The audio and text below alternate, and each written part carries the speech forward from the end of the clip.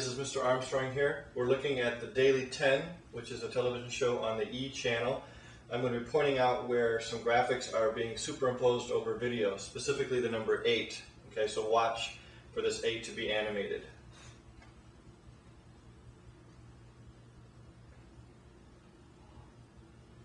Right there. And right here. When you see graphics at the bottom of the screen, which happens all the time on MTV or the news, CNN, these graphics can be produced in Photoshop and then laid into After Effects and then superimposed over the video and then re-output. Just pay attention when you watch TV for graphics. A lot of them are produced that way.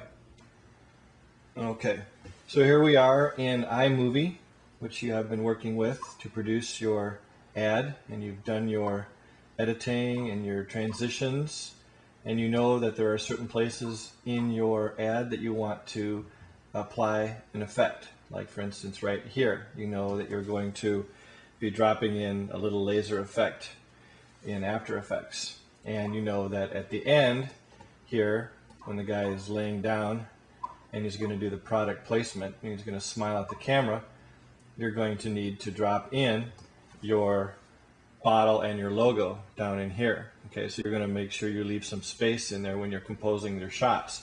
And this is all laid out in your storyboard. And you know at the very beginning right here, you're going to be needing to leave some space at the top where you're going to put in your Heinz type.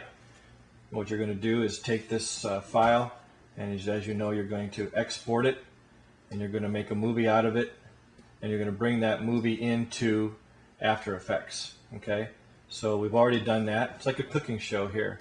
Okay, now we're going to go to our After Effects file, and this is our final animation where we brought our movie in, and our QuickTime movie is brought in over here into our project window, and the actual movie itself is sitting right here. This is the QuickTime movie, and I brought the movie over to my canvas area, and when I do that, it becomes a timeline element. Okay, I can show you how that's done real quick. If I just make a new composition and let my settings be 720 by 480, hit OK, and here is my movie that we just made in iMovie. I'm going to drag it over. Notice how it fits my canvas just perfectly, and there it is. Right here is my movie sitting here, and if I just drag my timeline over, you can see it's playing. Okay. Now, for me to set that type, that Heinz type, I need to use my text tool. Okay, I come up here, look at my text tool, I come over here and I just click once and place my cursor, and I can put my cap locks on and type in Heinz, H-E-I-N-Z. Okay, I can select the text. Okay, all right, so now we have our Heinz type set right here. I need to make it bigger. Okay, and I need to also make it a different typeface. Okay, I'm going to go over here to my window. You can see where I'm pointing with my laser over here. Okay, I'm looking at my typeface right there, Helvetica. I need it to be a little bit bolder, so I'm going to look for something called Impact, and hopefully I have Impact in here, and there I do, Impact. It's a nice thick typeface. And if I go back to my regular just mover tool, I can stretch that type out big. Okay. Now maybe this Heinz is a little bit too thick. Maybe Impact is too much. Maybe I'll just go Arial Black. Okay. And then I'll stretch it out, make it a little bit smaller. Okay.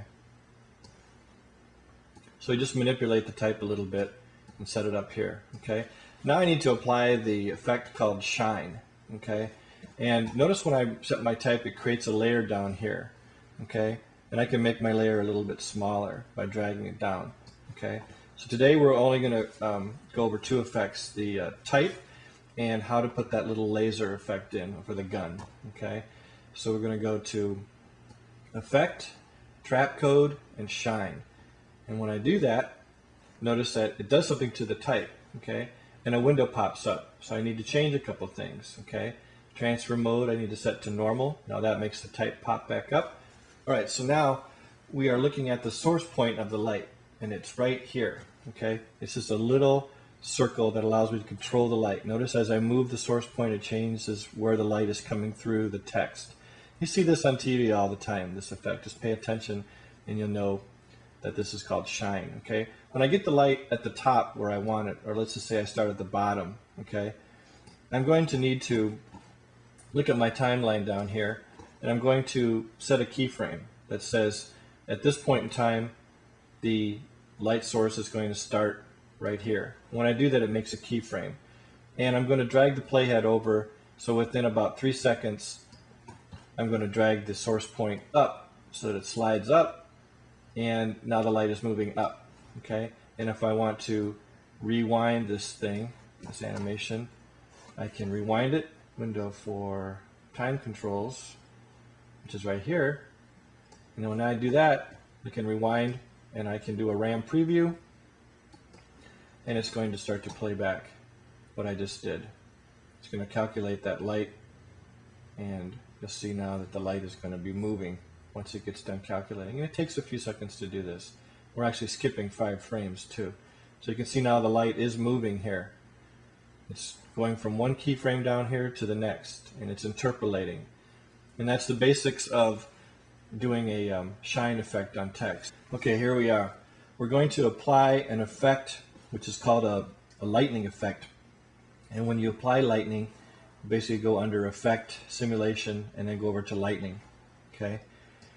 When you do that, you'll see 2 sources of information, a beginning and an end. You can look at my laser here. And you need to manipulate the beginning and the end because the video is moving. So as the video is moving, and I'm dragging the playhead back and forth here, the laser needs to follow. Okay, it's going to start right now, and the beginning is here. Okay, and I've done that through putting a keyframe in. If you look over here on the left, it says a start point. Okay, and it needs an end point. Okay, which is right here, and that's indicated by this keyframe. You simply just click on keyframe make icon right here to set the beginning and end. And as I drag the playhead over, you notice that the gorilla thief is moving so that the end of the laser needs to follow his chest. Okay, I can drag that. See how I can drag it? Okay, and I can move it. Okay, as I drag the playhead over, notice that the gun is moving a little bit too, so I need to be watching where that end of that laser is coming out of the gun. This is a tracking technique. Okay, it takes a lot of time to get that to really look, accurate. So you want to really watch each frame and setting new keyframes down here so that the beginning of the laser is always at the gun and the end of the laser is always right on his chest, not flying off onto the pavement over here. Okay, and if I just drag the playhead back, hit the space bar, you can see that it's tracking pretty well. Okay, the laser's coming out of the gun onto his chest. It's kind of sparking a little bit. He's shooting catch up at him, trying to, and there we go. When you're done with your animation and you've done your After Effects work and you've looked at the beginning and you've set your text like this, then you're going to export a movie. Okay, you go to composition, you go to make movie, and an interface comes up and it asks you what the name of it is, and you're going to save it and render it. And once you've rendered it, then you're going to burn it onto a DVD, which I'll show you now. That's it. Okay, now here is a DVD that I burned of the Heinz ad, and it's a 30-second ad, and I'm going to play it right now.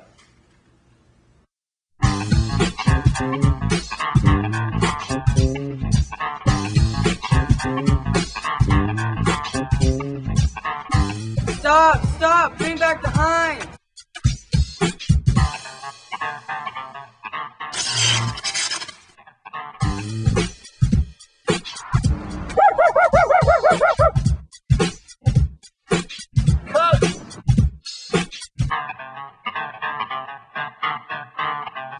That's it. I hope you enjoyed it. Have a good day.